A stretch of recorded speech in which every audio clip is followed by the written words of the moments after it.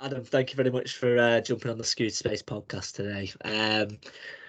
What we'll be discussing today is being a CISO in a startup. So, for the benefit of the audience, are you okay just to give a little bit of a chat about your background, if that's okay?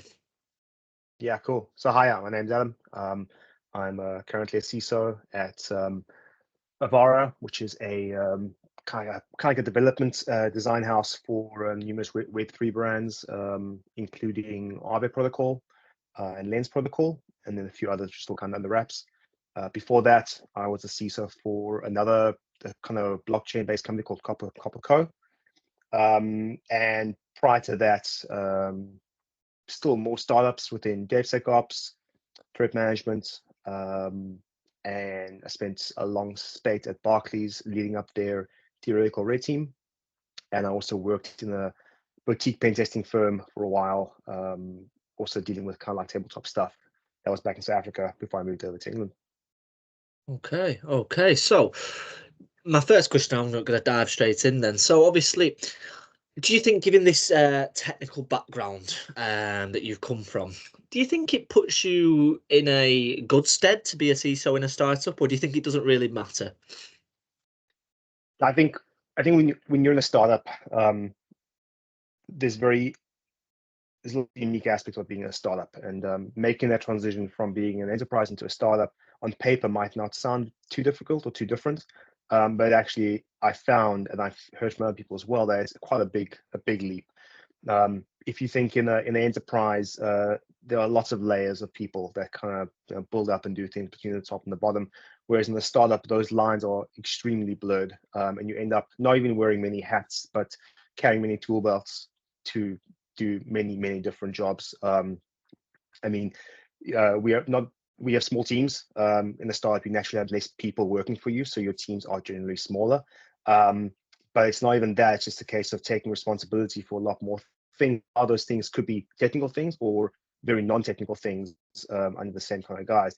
Technical stuff is, I think, more difficult to learn while you're focusing on non-technical things at the same kind of time. So I think coming from a technical background helps me to fall back on and kind of use that as a staging ground to work on a lot of technical problems we have. And we will always have technical problems when you're in any kind of business. But then being able to kind of be one of the people that can jump in and look at stuff from a technical point of view definitely helps. Not only dealing operationally with stuff, but kind of thinking about strategically and tactically as to kind of where you're going. It helps when you're hiring. If you think that as a CISO in like a large enterprise, you wouldn't be thinking about who you're hiring as like your junior engineers. But for me, that's writing the spec for what a junior looks like, what a staff engineer would look like on a security side. So having an idea of what it actually looks like on the ground, what we need in the ground, makes a huge difference.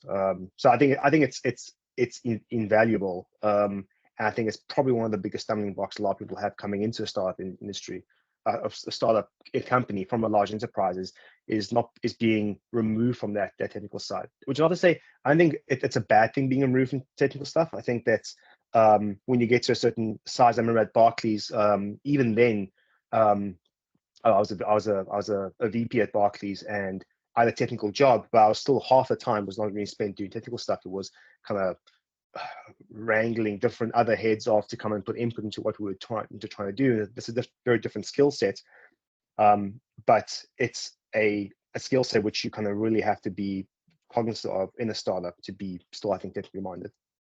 Yeah, no, really interested. And do you think that time at Barclays, do you think it's proved very much important to your development where you are today? Because, like you say, you've worked as a VP at that level in an organization of that magnitude, that you can then bring that, I'm guessing, that wider client face and that wider business acumen that you picked up into this environment now, or do you think it was not really relevant experience at all?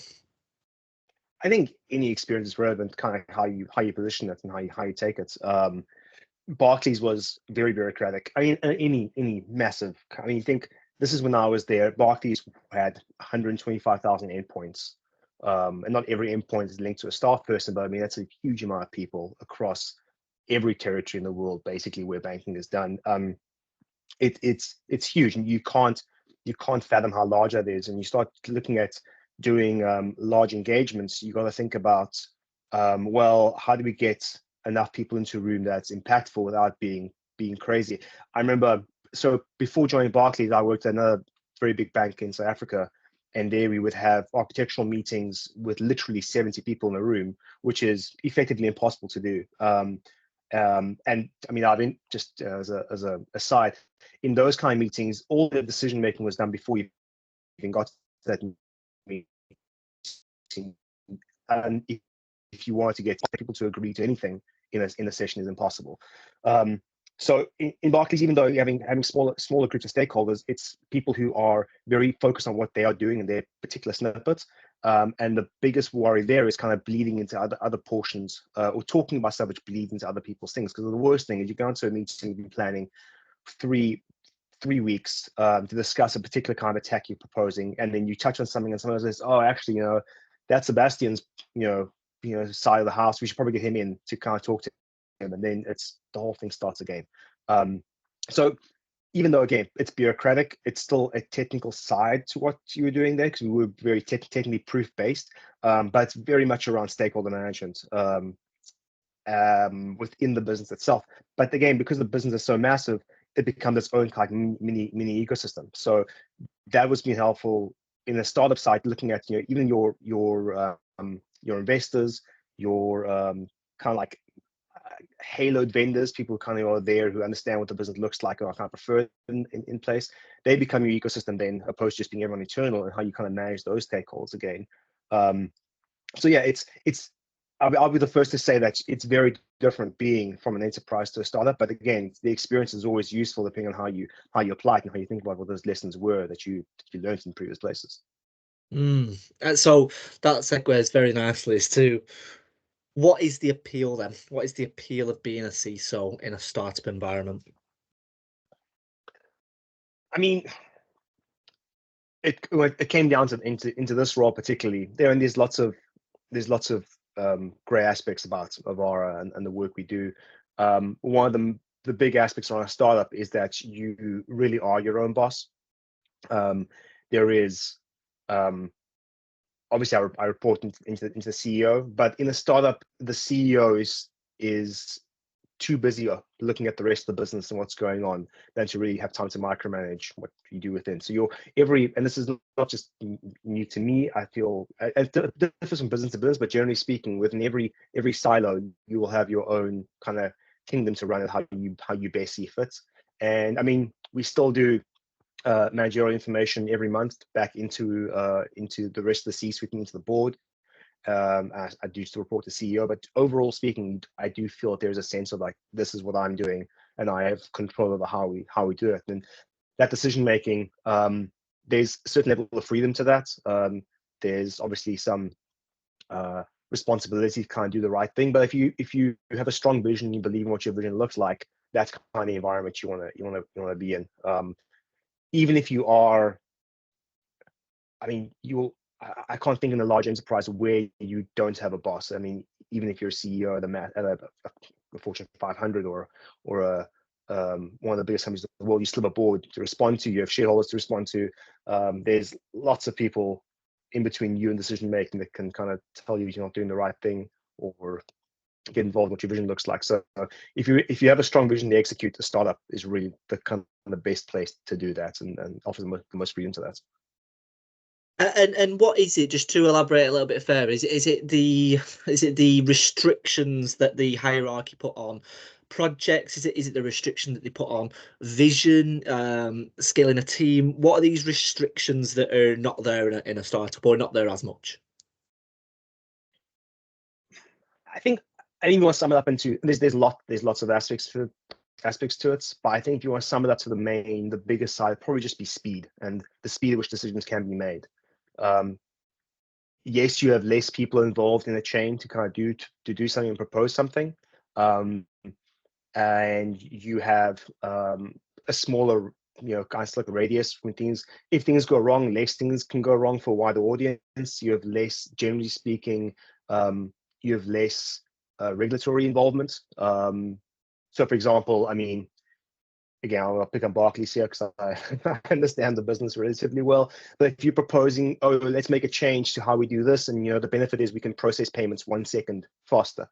Um, and you think, okay, well, we do so many millions of payments every day, 1 second per payment, that's like a huge benefit, right? But then if you look at the downside, if someone from the risk side looks, okay, well, what's the potential impact here? So what's the likelihood that this breaks payments, And as you say, well, there's a one tenth of the 1/10,000th of a percent that you break payments entirely at any point given this change, right? Because you're adding more complexity to the chain. I mean, I would probably say any risk team would say it's not worth it because the increased speed is a lot of additional time once you're aggregating over, but the risk is that you lose payments. And you imagine like payments is across all payments, it's trillions of pounds every day that you are putting at risk there. You're putting the banking license at risk, which puts the entire business at risk. So there are just like you're plugged into stuff that's just so big and so infrastructurally complex, and which can branch off to so many things that there's lots of people involved for a reason, right? You're dealing with so many aspects of things, and with everyone's kind of piece, there's more complexity to it. So in those scenarios, it's very difficult to make any change, even if you think you could revolutionize what you're doing. Sometimes a revolution is not what the industry is looking for to kind of run the best it can, which is good and bad for when you're looking at kind of disrupting anything. So I think speed and complexity are probably the biggest things. I don't mean complexity in that we're dealing with things which aren't complex. I think I was having this discussion with someone else earlier today, actually talking about the security of banking transactions opposed to Web3 transactions, and the complexity of a Web3 transaction is much larger. You're trying to look at like fraud, for example, because it changes in the mediums and how they stack up with how many chains you have and how chains talk to each other is just to a power of magnitude greater when we look at just traditional financial markets. So trying to do risk management on top of that is so difficult, which is why very few people kind of try to do it. But because you're dealing with things which are just smaller overall magnitude compared to national payments at scale, it is far more difficult to try and make any changes on those things. Okay, so in terms of that being the advantages then of working in a startup, really nice, simple next question. What are some of the things that are quite, what are the disadvantages? What are some of the hard things working in a startup that are specific to startups? Again, it's the same things, just kind of flip from the negative perspective, right? So smaller teams, so operationally you're just more responsible for a lot more. You do not have that many layers of people between you and something going wrong on someone's endpoint, for example. So you're just more responsible all the time for things which are, I wouldn't say like mundane problems, but more mundane problems as you would have on the other side. So like I'm way more involved on instant response than I ever was on any kind of corporate side. Because then there we have full stocks that manage things. We have full teams that can't do that stuff. Where on this side, I'm permanently on call for our crisis management team and on the backup crisis management team as well. And we have a managed stock that we run through, but the managed stock will ping me and our analysts first always, because it's your team, your division, your kind of hierarchy to how you deal with it. So it's a more interactive job from what the operational side looks like, compared to what you would potentially see at the enterprise. Then it is very much, like I said, you wear a lot of hats and you got a lot of depth of what you need to try and accomplish in that role. So you can often feel that you are dealing with a lot of different things a lot of times, which I think a lot of people could potentially like doing that kind of thing. It's the variety is abundant in startup culture, but it can feel difficult to kind of make any impact in a particular stream if you're trying to focus on something, because there's always something that's kind of pushing you from either side of the room. But I mean, I think that's a case also just being able to manage time correctly, time block things correctly. But there are also lots and lots of crises which just appear out of nowhere and need addressing. Again, with a smaller group of people that are involved, the kind of same things happen over and over again. So yeah, I think that's the most of it. Apart from that, Well, to come in on that, Adam, if yeah, that's okay, is it links back nicely to what we were saying a few minutes ago about do you think having a technical background puts you in good stead? Because, like you say, you have to wear so many different hats. Do you think? Yeah, I'll phrase the question as naive as it might be. Do you think a non-technical CISO can survive in a startup?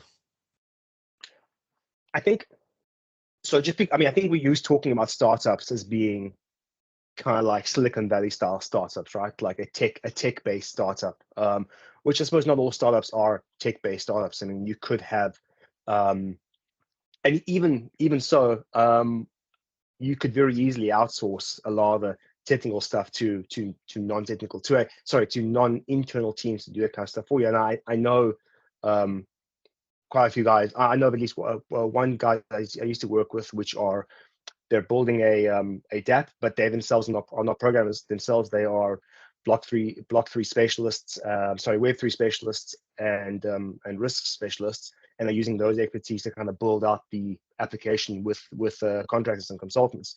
So if you're thinking about technical as being you have to come from an engineering background to kind of build a startup, I don't think that's necessarily true. What I do think is you need to have a understanding of what you're doing in whatever the field that you are trying to bring kind of value to.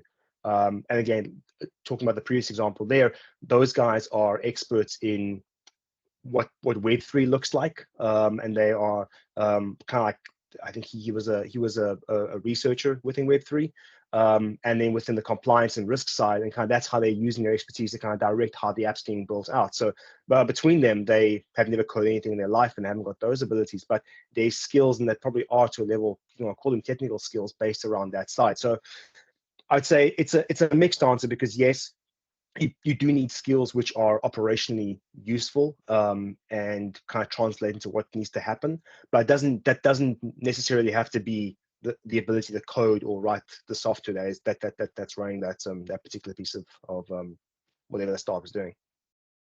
Right, with you. Okay, so just to change course a little bit then. How do you find how do you find sort of scaling and building teams working in this particular environment? Do you find it difficult to attract them to as opposed to your competitors? Like say if you're going up against like a Barclays, or is it fishing in a different pool? I think I would say a couple of years ago it was probably a different pool. People you were looking at people who were trying to join a startup, opposed to people who are trying to be in a large enterprise. Whereas now I feel it's very much kind of one playing field with different aspects of kind of what you enjoy, what you don't enjoy. I think that's largely to do with the enterprise themselves realizing that they need to attract a more diverse set of talents. And if you look at like kind of like where the development sphere is going, within startups, you're kind of always looking at like the probably like not always, but generally speaking, the newest tech, and developers just kind of deal with that. Whereas on legacy enterprise stuff, they had like a bunch of old Java apps they need to maintain, and looking at different set of developers. Now the advantage of moving to newer tech has gotten to a point where you kind of have to be at the newest tech to be competitive at all. And to do that, you have to have the best coders to kind of do that. So if you think about banking apps is actually a pretty good example, right? So if you look at the Monzo banking app or the Starling banking app, those are easy to use. They have great functionality in how they are done. And a lot of the secret sauce within those kind of banks is on the front end, how you interact with it. Because at the back end, core banking is core banking. There's no real difference how core banking functions, because it's regulated and you do it in a certain way. How you present core banking to your end user via the app is kind of how it's put together. But if you compare those apps to the traditional banking apps of like the large guys, it's a very different user experience. So to be competitive in that market, you as a large bank have to hire Swift developers or people who understand how UX works in that particular field. So we're kind of drawing from the same talent pool now, and it doesn't really. I don't need to convince people to come and join a startup anymore. Whereas 3 years ago, people asked like, what's your runway look like? What's how you gonna be profitable? I think people also are not thinking as long term as they used to from a career when they're starting out. I think you have people think, how's my next 5 years look at this company? Whereas I think now it's what's my next 18 Yeah. months to so I don't think there's a question around, will my pension be safe there? How will I do this? It's kind of just a case of, well, I'm going to be here for a year and then, go from there. So yeah, it's a weird space where it's definitely changed. That is a single pool. I think there'll be people who have preferences at a kind of at a technical level, or like a more operational technical level. Like developers will, I think, are kind of interchangeable between both. And I've seen developers flip between large banks to startups to scale up fin startup. I mean fin scale ups to hedge funds, which like their own like class of financials back to banks again, because you're kind of doing the same kind of thing, really. I think the difference comes in when you are dealing with more senior positions, around, I'd say a position like mine, but any kind of C-suite or senior VP position within a startup, then that looks very, very different to what it looks like in the enterprise. And there you really, I still have different discussion between like, well, why should I join a startup when I'm happy at wherever, or what that look like. But below that, I think it's pretty much the same. Yeah, well, do you know what? I completely agree with everything that you said there, and I'd say from a recruiter standpoint, there is it's sometimes even easier to attract talent to a startup than to these large consultancies or these large enterprise players, because of the uniqueness. And it links back to the what we were saying before about they like the fact that they'll get loads of autonomy on a project. It's sometimes a blessing for me to be like, okay, like when a startup comes to me and say like, look, we ideally need someone that's kind of been trained by the big four and they're ready to get exposed to a wider scale project. Because, like you say, in a big four, sometimes you specialize, but you specialize into one very sole area, and sometimes you need to diversify that skill set. And this is the advantages of what a much smaller environment gives you. It gives you that wider breadth. So absolutely agree with everything that you say there, and I do think that the candidate pool for startups versus large enterprise environments is the same. So pretty much one of my final questions then, Adam, is why does this particular company that you work for, why does it need a CISO? And to bolt onto that, do all startups need a CISO, or what is it about this one in particular that needs one?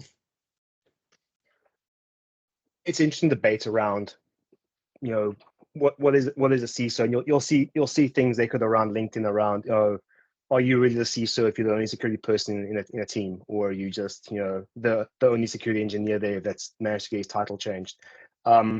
I think there is, what people forget, there is in the US particularly, there is liability attached to being a CISO. In certain not even regulated products, but in some product sets, the CISO is seen as someone who is accountable for aspects of the business, and those aspects can come with some level of liability. So there is a difference, I think, between being a CISO and just being a head of security, which I think is kind of like the next closest one to being to that. I think if you break down, for me, the key difference there is a head of security can report into a CTO or a CIO, even if they do report into CEO, which is unusual for head of security, but they don't really interact with the board on a kind of two-way mechanism. A head of security can talk to the board, but it's mostly a diode where they will tell the board what's happening, and the board will like kind of take as an information source. As a CISO, you talk to the board as someone who's advising, but also kind of telling what you're doing, and debating why certain things should or shouldn't be happening. And it's the same with everything else. You should be able to turn around to the CEO and say, we shouldn't be doing that, or we should be doing that. And across everything in the business, security is a weird aspect, because it's one of the few pillars in any business that touches everything, and is involved with almost every aspect of the business, because you handle effectively the technology at a core level. When you are trying to secure it, to secure something, you need to understand how the architecture works. To understand the architecture, you need to understand the people who build and how they put it together. So you end up having relationships, and they should be good relationships. Otherwise, you're going to have a very difficult time doing a job within security, with how the whole business is put together. So it's a position where you have a big impact because you know so many people and deal with so many people. And if you're bad at it, you can be a very difficult person to get along with, and kind of affect the whole business in a very negative way. But if you're good at it, can be a very helpful bridge between different divisions, especially within the tech side of things. So that's like the one side of, I suppose, about having someone that's more senior within security kind of helps with that kind of thinking. It's a more of a strategic thinking opposed to just kind of like operational thinking, which I think the AM security opposed to a CISO looks like. And I think that is important for most startups. I'm very cautious to say for all startups, because I probably think there would be situations where you don't need a CISO at every startup. But I think most of the time, you need someone who understands the business at a business level and kind of what you're doing, who still understands that, we are a business that deals with ROIs daily, and how do we optimize user experience. Someone understands that the developers are the lifeblood of what that organization does, and if the developers are unhappy or unable to do what they're trying to do, that the business basically stalls out at that point. As part of the person who's also running the security side of things. So I think overall that's kind of been my methodology, my thinking about it. Within Avara, it's my company here, Web3 is just a very, very difficult place to kind of operate without having security as being a cornerstone of what we're doing, really. If you can imagine within traditional security, right? So everyone does penetration tests. I mean, they're a pretty commonplace now for everyone. You expect every vendor you deal with to do a penetration test every year at least. And if you ask for that report, they'll probably give you a summary of what that report looks like. Within Web3, every product you launch is normally accompanied by 2 to 3 audits done by what is effectively they're called auditors, and then they are more correct to being auditors than being penetration testers, but they are boutique firms which specialize in going through code and trying to break code before they are put live onto the blockchain. And you will publish these alongside the product, and they will be public, and the full report will be public, not just the summary side of it. And the reason for that is because when you release a product onto the blockchain as a smart contract, it's public knowledge what that smart contract looks like. It's on chain. So anyone can look at it, and therefore the audit report is kind of similar to that. You're also dealing with a situation where technically you could lose the entire business overnight by a misconfigured smart contract, or having any kind of code that doesn't work properly because you can't. The concept of clawback doesn't exist. We would normally have in a retail bank, and everything is interactable by machines from anywhere in the world. I was trying to explain to someone again today that you don't log on to kind of like a lot of the dApps, so the decentralized applications. You don't log on to a dApp with the username and a password, even though it's become more popular now. But that authentication is kind of like a layer that's put on top of just the wallet connect. So normally you just connect your wallet to the dApp, and then that's how you talk to dApp. It's just saying, this is who I am, present the wallet, and you talk to it. So which is all very programmatic. So the idea of a user doesn't exist. It's just kind of like endpointing wallets, talking to smart contracts, talking to other wallets. And at that level, the security around that becomes extremely, extremely important, because the impact is so big.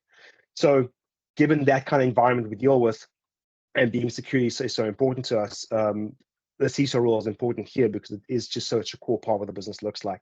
I mean, we have the same kind of normal business type of stuff you would normally see anywhere else. While we still use emails, we still use document processes, and everything else you expect from a normal business as well. So there's that whole side of the business from a security point of view, on top of what you would see from a Web3 side. Nice. Really interesting stuff, and it sounds like you guys at Avara do some really cool stuff as well.